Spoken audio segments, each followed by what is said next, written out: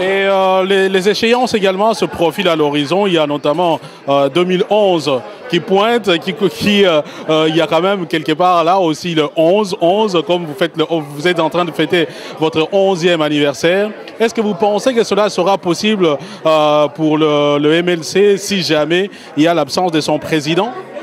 Le MLC est un parti républicain.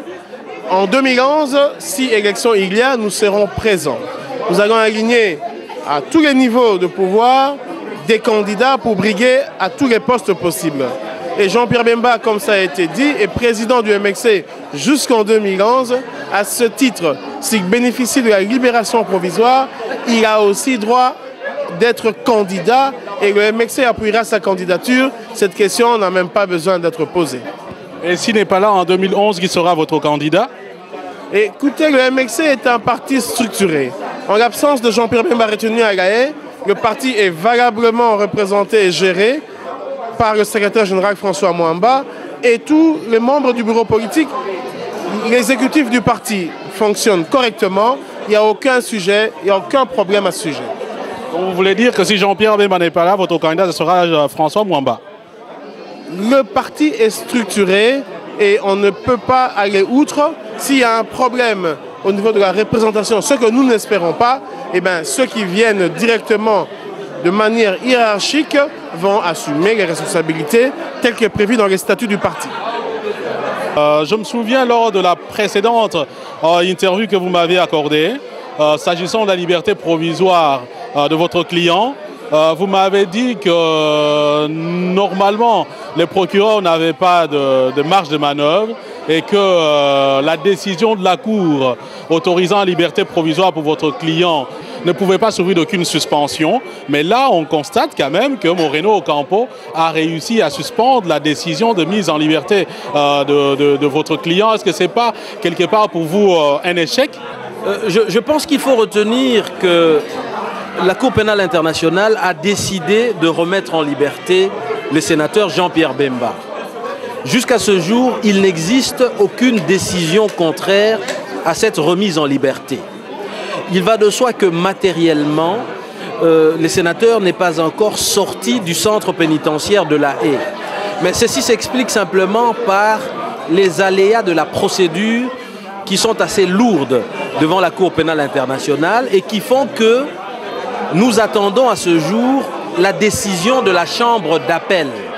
Chambre d'appel qui doit se prononcer sur le travail qui a été fait sur le plan du droit et sur le plan de l'appréciation des faits par la Chambre préliminaire.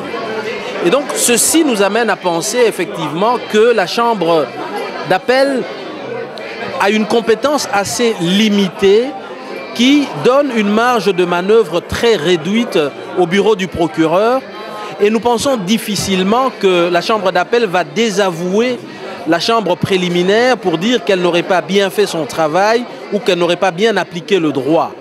Et donc dans le cas assez clair du sénateur Jean-Pierre Bemba, il va nécessairement être remis en liberté. Nous espérons en tout cas avoir une décision au courant de cette semaine. Mais ce qui est important à retenir, c'est que Jean-Pierre Bemba fait l'objet d'une remise en liberté. Et cette remise en liberté n'a pas fait l'objet d'une décision contraire à ce jour. Souvent dans vos interventions, que ce soit en public ou dans des conférences, vous faites part à votre assistance de votre intime conviction que Jean-Pierre Bemba sera acquitté en fin des comptes. Mais d'autre part, quand on suit certaines personnes du bureau du procureur, pour ne pas les citer, notamment Madame Béatrice Desfrappers, elle dit que Moreno Ocampo n'a jamais perdu un procès. Est-ce qu'il n'y a pas là, quelque part, vous n'avez pas le sentiment que vous lancez peut-être un peu trop dans l'issue du procès? Mais est-ce que vous savez que c'est la toute première fois, devant une instance pénale internationale, qu'un acte d'accusation présenté par un procureur soit rejeté? Et donc, le tout premier procès que M. Moreno Ocampo a perdu, eh bien, c'est celui qui s'est tenu lors des débats des audiences de confirmation de charges au mois de janvier de cette année, dont il résulte aujourd'hui que le sénateur Jean-Pierre Bemba n'a jamais eu d'intention criminelle, ne s'est jamais impliqué personnellement dans la commission d'exactions contre la population civile centrafricaine et surtout ne s'est jamais associé à un plan criminel consistant à commettre de crimes. Voici, en termes de responsabilité personnelle, ce qui a été déjà une grande victoire du sénateur Jean-Pierre Bemba et surtout le procès en soi que M. Moreno Ocampo, procureur près la Cour pénale internationale, a perdu. Je vous parlais tout à l'heure du cinquantenaire de l'université protestante au Congo. Eh bien, il faut peut-être vous rappeler qu'également l'année prochaine, il y aura, on va fêter aussi un autre cinquantenaire. Cette fois-là, c'est donc le cinquantenaire de l'indépendance de la République démocratique du Congo. Eh bien, ici en Belgique, les choses commencent déjà à bouger. D'ailleurs, l'Oasis Njili, c'est donc une ASBL, en collaboration avec AFEDE, une autre association, ont organisé une soirée belgo-congolaise. Au menu, il y avait de l'exposition, du théâtre, pour interpeller un peu sur la cause de la femme congolaise, sur les rôles des ONG, et surtout aussi se préparer déjà au cinquantenaire de l'indépendance de la République démocratique du Congo. Des explications avec ceux qui ont été justement à la base de l'organisation, et même aussi ceux ou celles qui ont proposé du théâtre pour agrémenter cette soirée. Organiser cette soirée était important pour nous parce qu'on avait envie notamment de pouvoir rappeler qu'au Congo, il y a encore des femmes aujourd'hui qui subissent des violences sexuelles qui sont utilisées comme armes de guerre parce qu'effectivement le Congo est pacifié, mais lorsque les armes s'arrêtent, eh ben, il y a une guerre plus insidieuse qui continue sur le corps des femmes. Là, je parle du viol et nous, on voulait sensibiliser sur cette question-là. Malheureusement, on n'a pas remarqué une forte présence des femmes congolaises de la diaspora.